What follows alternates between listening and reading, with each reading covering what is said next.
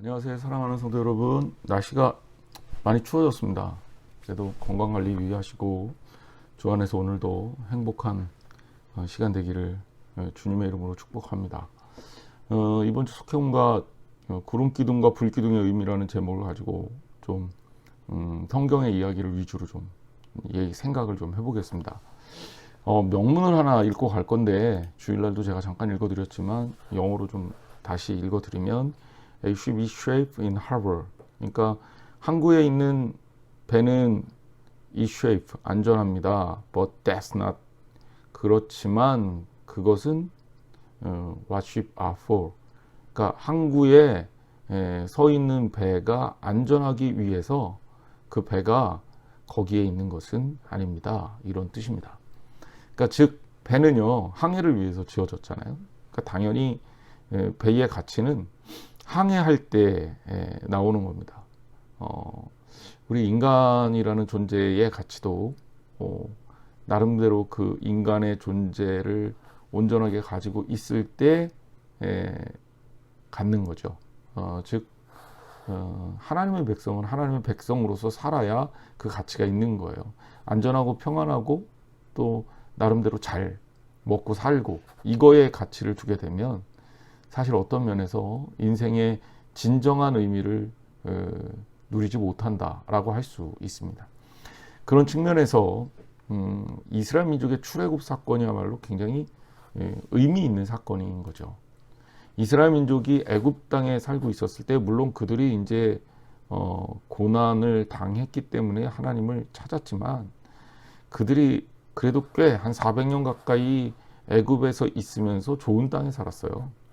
요셉 덕이었겠지만 이스라엘 사람들이 머문 이 고센 지역 자체가 애굽 땅에서는 꽤 괜찮은 땅입니다. 원래 애굽의 이 땅들은 특별히 나일강 하구 지역에 굉장히 삼각주라 기름져요.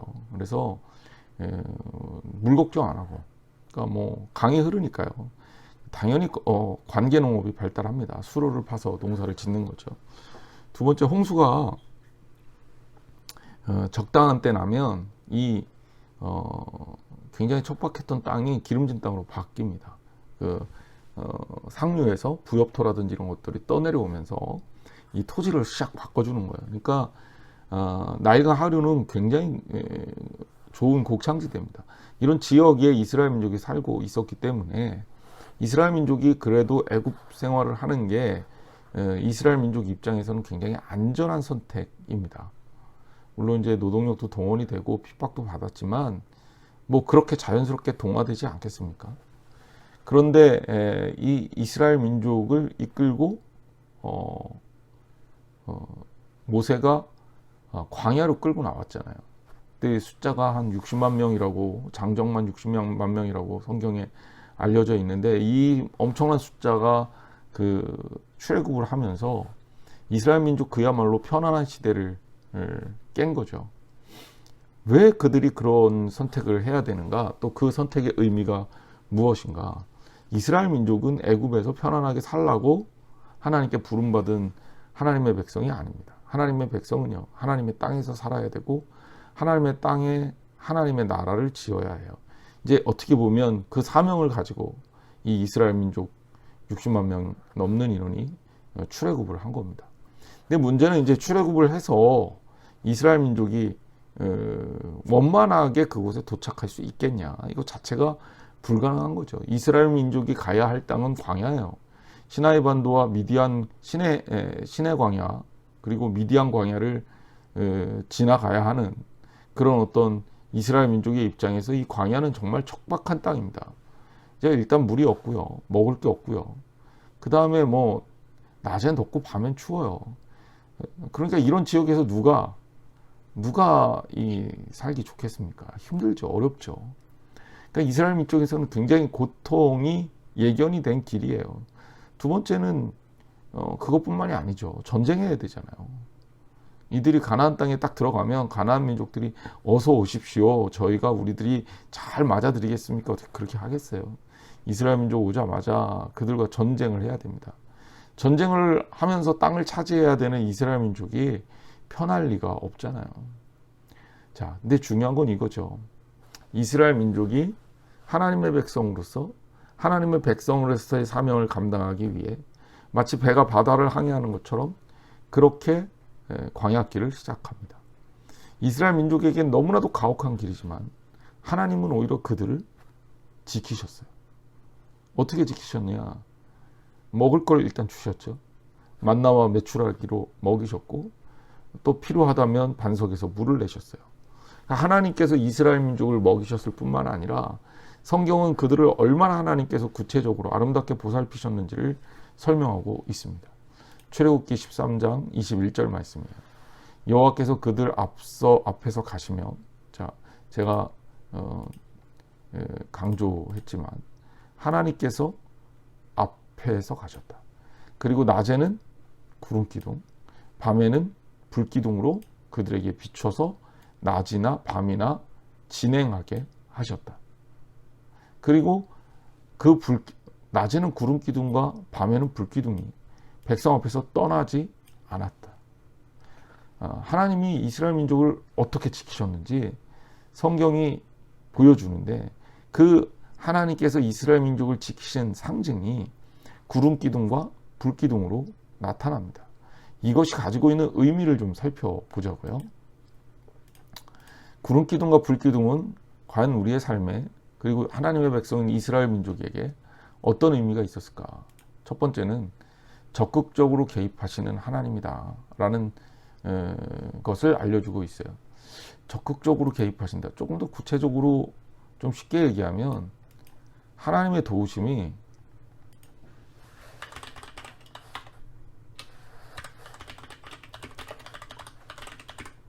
피상적이자 실제적인 것이다.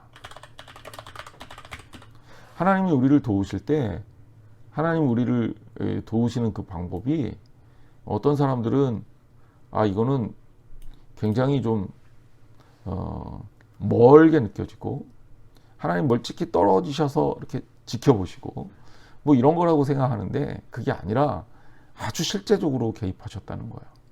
자, 구름기둥과 불기둥이 가지고 있는 효용성, 이거는 어마어마한 겁니다. 사막기후에서는 우리가 그냥 느낌이 좀 덜하겠지만 여러분, 낮에는 사막은 너무 더워요. 그런데 이제 이 건조하고 온도가 높게 올라가는 이 사막기후 특성상 그늘이 있으면 굉장히 시원합니다. 그러니까 이스라엘 민족에 가는 그 길에 하나님의 이 도우심이 있었고 그 도우심이 구름기둥으로 나타나면서 그들에게 그늘이 되신 거예요. 낮의 해와 밤의 달이 저를 상치 못하고 또 때로는 그들에게 그늘이 되어서 그들을 돌보신 거죠. 밤에는 어떻습니까? 낮에는 구름기둥이었다면 밤에는 불기둥이에요. 왜? 밤에는 사막이 엄청 춥거든요. 사막에서 실제로 얼어 죽게 되는 경우가 많대요. 그러니까 이 사막 기후가 만만치 않은 거죠. 그런데 불기둥이 있다면 이스라엘 민족이 따뜻하게 지낼 수 있는 거죠. 그런 면에서 하나님께서 이 구름기둥과 불기둥을 통해서 보내주시고 보여주셨다. 그 다음에 이제 또 우리가 알 수 있는 것은 뭐냐면 이것이 하나님께서 우리에게 보내주시는 실제적인 내비게이션이에요. 즉 이스라엘 민족이 어디로 가야 할지 무엇을 해야 될지를 이렇게 이끌어 주시면서 돌보아 주셨다는 겁니다. 그러니까 하나님의 이 돌보심이 아주 구체적이게 우리의 삶에 적극적으로 개입해 들어오시는 하나님입니다. 하나님 뒷짐지시는 분이 하나님이 아니라 여러분들의 삶을 책임지시는 하나님이세요. 꼭 기억하시기를 바랍니다. 두 번째는 하나님의 동행의 상징이에요. 그러니까 하나님이 이스라엘 민족과 함께 하신다는 상징인 거죠. 이 상징이라는 말을 우리가 좀 주목할 필요가 있는데요.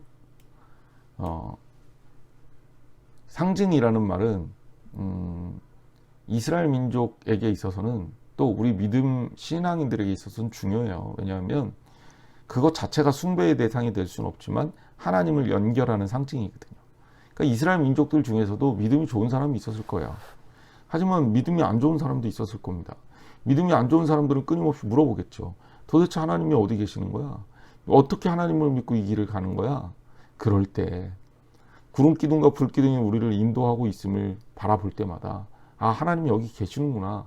하나님이 우리와 함께 하시는구나 라는 것을 깨닫고 알게 되는 거죠. 그게 바로 상징이에요. 우리에게는 때로는 십자가, 성경책, 또 교회 건물도 상징일 수 있고 또 그림도 상징일 수가 있어요. 이것을 통해서 예수 그리스도를 만나거나 하나님을 경험하게 하는 하나의 매개체가 되는 거죠. 그런 면에서 상징이라고 말할 수 있는 겁니다.